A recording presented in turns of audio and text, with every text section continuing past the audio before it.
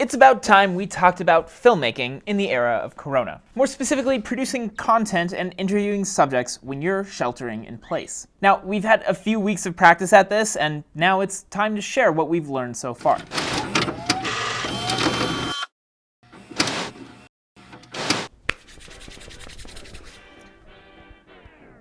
What is up, filmmakers? It's Jordan with Nonprofit Filmmaker, and today we are working from home. This episode is something we've been talking about for a while, and we're happy to finally present some helpful tools for everyone stuck indoors. It's important to keep producing content in spite of the state of things around us, not only because your nonprofit needs to keep functioning, keeping a presence online, and keep helping the people and environments you set out to amplify the voices of in the first place, but also because in these unprecedented times, a larger and larger portion of your audience is sitting at home scrolling through social media without much to do, looking for something to watch. Now might be the best opportunity to connect with your audience and stretch those small digital dollars further than ever. So first, here's the easiest one.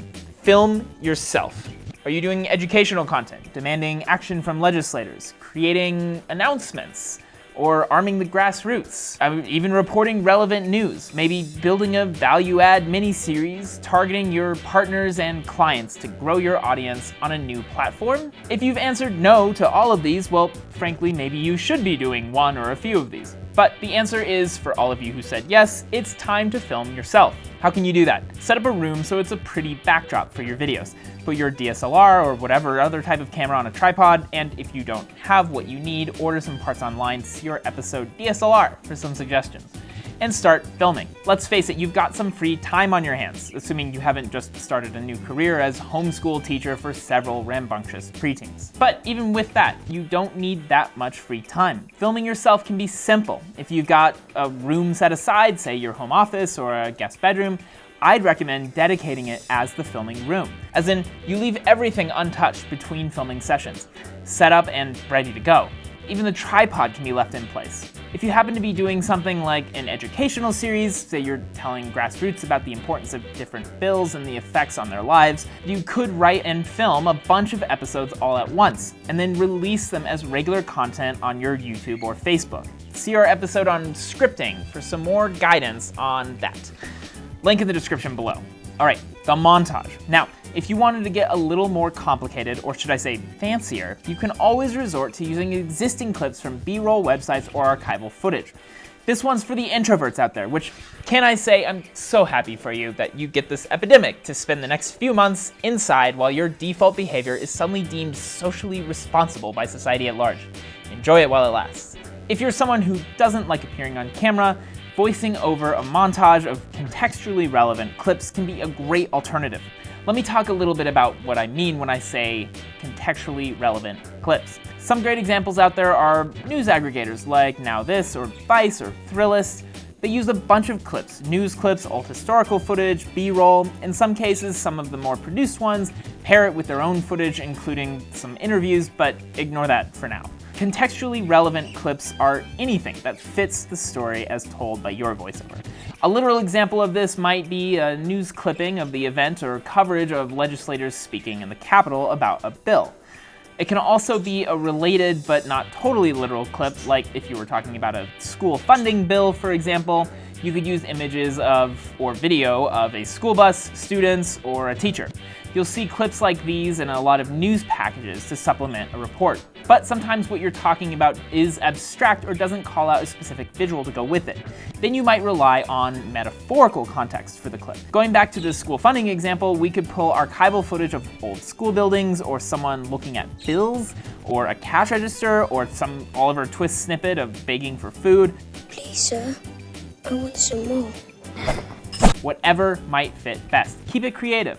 Well, that's fine and well, Jordan, but how do we find all these great clips? Well, my hypothetical friend, there's numerous sources for footage and historical and archival clips, all comfortably in the public domain. You can head over to the Prelinger Archives or archive.org, link in the description. Another good one, though somewhat more limited, is Pond5's Public Domain Project, a growing resource of public domain and historical footage that you can use for free. Also linked below. For news clippings, those you can find anywhere, but I often pull from YouTube, Facebook, and Twitter.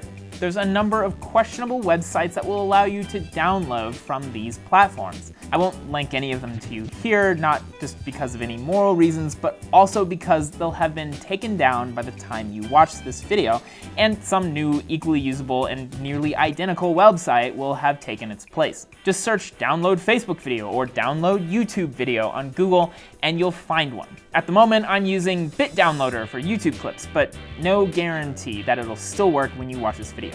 Just make sure you cite your sources using a simplified form of APA. More on that in our Citing Sources episode. And finally, stock footage.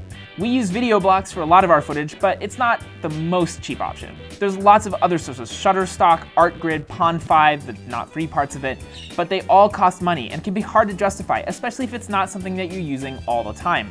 Who knows, maybe you can split it with another nonprofit. Some of them have unlimited downloads, but some give you a certain number of downloads each. They charge you in addition to the subscription. I suppose my recommendation is VideoBlocks since that's the one we're using, and we'll link a few of our favorites down below. Finally, images. There are some good free sources for images, including places like archive.org or Pond5's public domain project, which can be used without any attribution, but my two favorites are Unsplash and Comfite in that order. These do generally require that you give credit to the author of the image that you are using from the site, but they make it pretty easy for creators, and they are also totally free. So, step one, you record your voiceover, preferably in a clean audio space without much echo or background noise. Pro tip, your closet is actually the best space in your house unless you have a dedicated recording studio. And then the layers of clothes deaden any reverb and block out other aberrant noises. Sure, your roommates and family might think you finally succumbed to cabin fever as you sit on the floor of your closet speaking into your phone about the importance of school funding, but the final product will be worth it. You'll have professional sounding audio on your timeline, which leads us to step 2, aligning your clips based on what you're saying. I generally have like a 10-to-1 ratio of clips I find to clips I actually use, and you never quite know what you need, so it's a good idea to go a little bit overboard finding bits you can use later. And step 3, it never hurts to add some music to the whole thing. YouTube has some free options, but you can also check out resources like Incompetech or SonnyBoo, don't ask, or freesound.org for royalty-free and actually free music. Links in the description below. You can also pay a little bit more and probably find what you're looking for faster through places like Artlist, AudioBlocks, MusicVine, or Pond5, all linked below. Step 4, you also might benefit from putting some text on screen. Groups like Now This do that all the time. Not only does this help people follow along if their audio is off, say they're watching on the phone on their train, but it also brings attention to what is most important. It's an additional layer of punctuation. It makes sure people pay attention to the message on the top of all the cool clips you found. All right, okay, that was a lot about montage videos. I love montage videos, but let's talk about the next one, the remote interview. Yeah, that's right, surprise. You can still conduct interviews. You can have bill sponsors, subject matter experts, or people with a story appear on camera. How? Well, I'm sure by now you're familiar with some of the remote conferencing apps like Microsoft Teams, Zoom, Slack group calls, Google Chat, or I don't know, Discord. I'm gonna focus on Zoom right now. That's what our team is using, and it's pretty easy to work with. Not only is Zoom good for video conferencing, it also lets you record meetings as long as you're the host. So here's what you do. You schedule a Zoom conference call with your subject, hit record inside the app, it'll announce to both of you that the call is now being recorded, and then you begin your interview. I mean, it's not totally that simple, obviously, but there's a lot you can do to improve the otherwise default low quality video and audio that comes out of Zoom. First, let's start inside Zoom itself. Based on some testing, the recording of the call will record whichever screen you have up, so between grid and presenter, pick the one you want to appear in your video.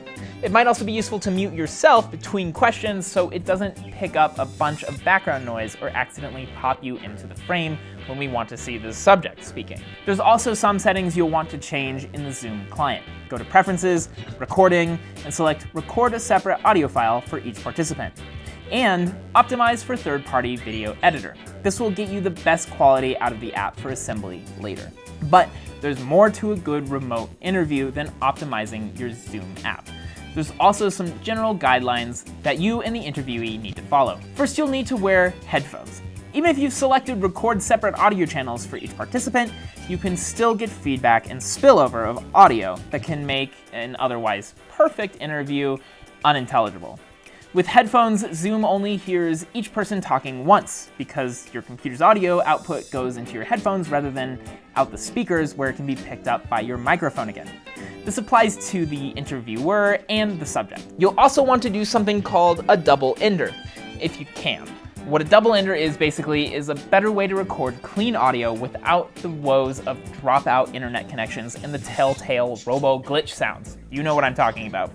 On the subject's end, have them take out their phone and using whatever voice recording application they have on hand, something like Voice Memo, which usually comes pre-installed on most phones, especially iPhone and Samsung phones. And if you intend to include the questions as read by you, it might be good to do the same thing on your end. Thus, a double ender. By recording separately on each end, the audio will sound much cleaner and won't drop from poor connection.